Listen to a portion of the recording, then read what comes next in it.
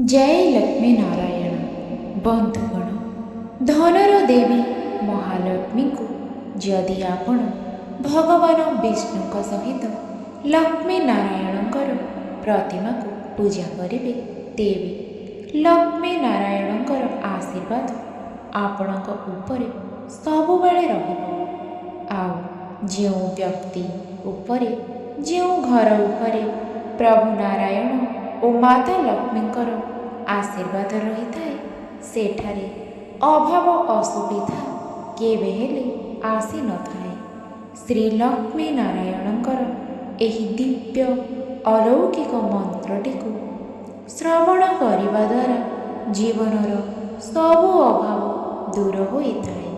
कहा जाए कि भगवान विष्णु और माता लक्ष्मींकर मंत्र जो व्यक्ति श्रवण करे सेही व्यक्तिर जीवन में सबु दुख कष्ट और समस्या दूर होइथाए।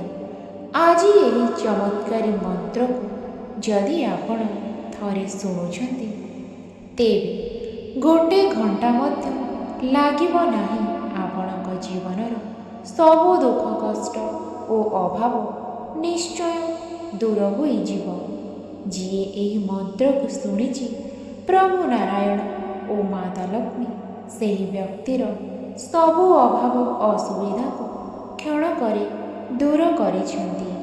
थरे जदि जो व्यक्ति उपरे प्रभु नारायण और माता लक्ष्मींकर कृपा आशीर्वाद रही जाए सही व्यक्ति जीवन में दुख कष्ट कौन किछि जानि पारे नाही। तेबे आसतु एही मंत्रटी को श्रवण करवा निजर समस्त दुख कष्ट और अभाव को दूर करवा। जदि श्री विष्णु और माता लक्ष्मींकर आशीर्वाद चाहूँगी तेबे भिडियोटी को लाइक करी कमेंट जय लक्ष्मी नारायण लिखंतु। अखंड विष्णु कार्यं व्यासदेन चराचरं तत्पादं दर्शितं तस्मै लक्ष्म्याय नमः। अखंड विष्णु कार्यं व्यासदेन चराचरं तत्पादं दर्शितं तस्मै लक्ष्म्याय नमः। अखंड विष्णु कार्यं व्यासदेन चराचरं तत्पादं दर्शितं तस्मै लक्ष्म्याय नमः। अखंड विष्णु कार्यं व्यासदेन चराचरं तत्पादं दर्शितं तस्मै लक्ष्म्याय नमः। अखंड विष्णु कार्यं व्यासदेन चराचरं तत्पादं दर्शितं तस्मै लक्ष्म्याय नमः। अखंड विष्णु कार्यं व्यासदेन चराचरं तत्पादं दर्शितं तस्मै लक्ष्म्याय नमः। अखंड विष्णु कार्यं व्यासदेन चराचरं तत्पादं दर्शितं तस्मै लक्ष्म्याय नमः। अखंड विष्णु कार्यं व्यासदेन चराचरं तत्पादं दर्शितं तस्मै लक्ष्म्याय नमः। अखंड विष्णु कार्यं व्यासदेन चराचरं तत्पादं दर्शितं तस्मै लक्ष्म्याय नमः।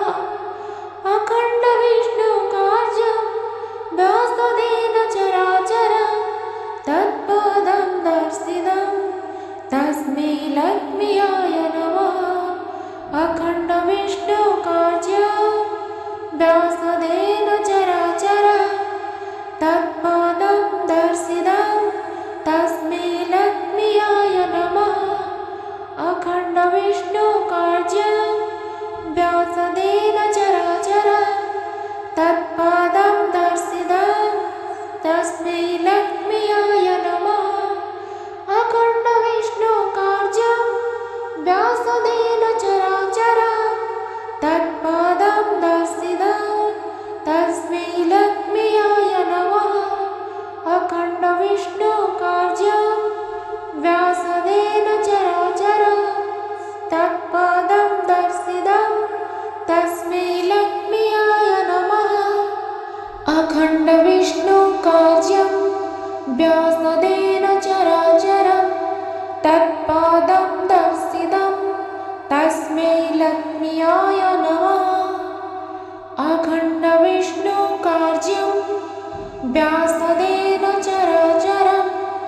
तत्पादं दर्शितं तस्मै लक्ष्म्याय नमः। अखण्डविष्णुकार्यं व्यासदेन चराचरं तत्पादं दर्शितं तस्मै लक्ष्म्याय नमः। अखण्डविष्णुकार्यं व्यासदेन चराचरं तत्पादं दर्शितं तस्मै लक्ष्म्याय नमः। अखण्डविष्णुकार्यं व्यासदेन चराचरं तत्पादं दर्शितं तस्मै लक्ष्म्याय नमः।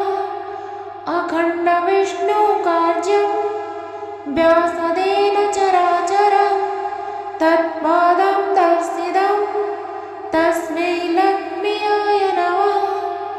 अखण्डविष्णुकार्यं व्यासदेन चराचरं तत्पादं दर्शितं तस्मै लक्ष्म्याय नमः। अखण्डविष्णुकार्यं व्यासदेन चराचरं तत्पादं दर्शितं तस्मै लक्ष्म्याय नमः। अखण्डविष्णुकार्यं व्यासदेन चराचरं तत्पादं दर्शितं तस्मै लक्ष्म्याय नमः। अखण्डविष्णुकार्यं व्यासदेन चराचरं तत्पादं दर्शितं तस्मै लक्ष्म्याय नमः। अखण्डविष्णुकार्यं व्यासदेन चराचरं तत्पादं दर्शितं तस्मै लक्ष्म्याय नमः। अखण्डविष्णुकार्यं व्यासदेन चराचरं तत्पादं दर्शितं तस्मै लक्ष्म्याय नमः। अखण्डविष्णुकार्यं व्यासदेन चराचरं तत्पादं दर्शितं तस्मै लक्ष्म्याय नमः। अखण्डविष्णुकार्यं व्यासदेन चराचरं तत्पादं दर्शितं तस्मै लक्ष्म्याय नमः। अखण्डविष्णुकार्यं व्यासदेन चराचरं तत्पादं दर्शितं तस्मै लक्ष्म्याय नमः। अखण्डविष्णुकार्यं व्यासदेन चराचरं तत्पादं दर्शितं तस्मै लक्ष्म्याय नमः। तस्मै लक्ष्म्याय नमः। अखण्डविष्णुकार्यं व्यासदेन चराचरं तत्पादं दर्शितं तस्मै लक्ष्म्याय नमः। अखण्डविष्णुकार्यं व्यासदेन चराचरं तत्पादं दर्शितं तस्मै लक्ष्म्याय नमः। अखण्डविष्णुकार्यं व्यासदेन चराचरं तत्पादं दर्शितं तस्मै लक्ष्म्याय नमः। अखण्डविष्णुकार्यं व्यासदेन चराचरं तत्पादं दर्शितं तस्मै लक्ष्म्याय नमः। अखण्डविष्णुकार्यं व्यासदेन चराचरं तत्पादं दर्शितं तस्मै लक्ष्म्याय नमः। अखण्डविष्णुकार्यं व्यासदेन चराचरं तत्पादं दर्शितं तस्मै लक्ष्म्याय नमः। अखण्डविष्णुकार्यं व्यासदेन चराचरं तत्पादं दर्शितं तस्मै लक्ष्म्याय नमः। अखण्डविष्णुकार्यं व्यासदेन चराचरं तत्पादं दर्शितं तस्मै लक्ष्म्याय नमः। अखण्डविष्णुकार्यं व्यासदेन चराचरं तत्पादं दर्शितं तस्मै लक्ष्म्याय नमः। अखण्डविष्णुकार्यं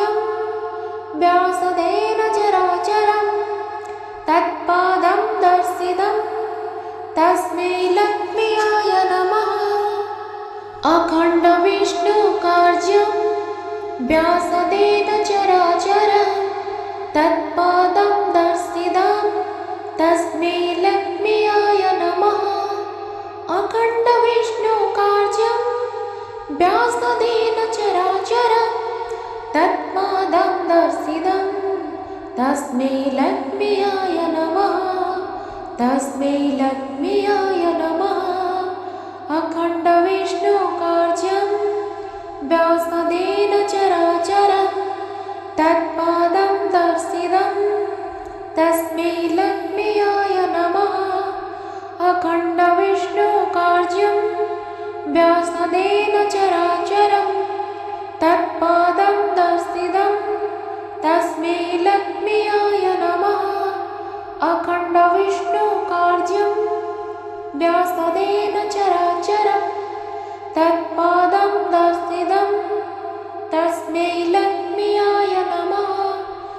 अखण्डविष्णुकार्यं व्यासदेन चराचरं तत्पादं दर्शितं तस्मै लक्ष्म्याय नमः। अखण्डविष्णुकार्यं व्यासदेन चराचरं तत्पादं दर्शितं तस्मै लक्ष्म्याय नमः। अखण्डविष्णुकार्यं व्यासदेन चराचरं तत्पादं दर्शितं तस्मै लक्ष्म्याय नमः। अखण्डविष्णुकार्यं व्यासदेन चराचरं तत्पादं दर्शितं तस्मै लक्ष्म्याय नमः। अखण्डविष्णुकार्यं व्यासदेन चराचरं तत्पादं दर्शितं तस्मै लक्ष्म्याय नमः। अखण्डविष्णुकार्यं व्यासदेन चराचरं तत्पादं दर्शितं तस्मै लक्ष्म्याय नमः।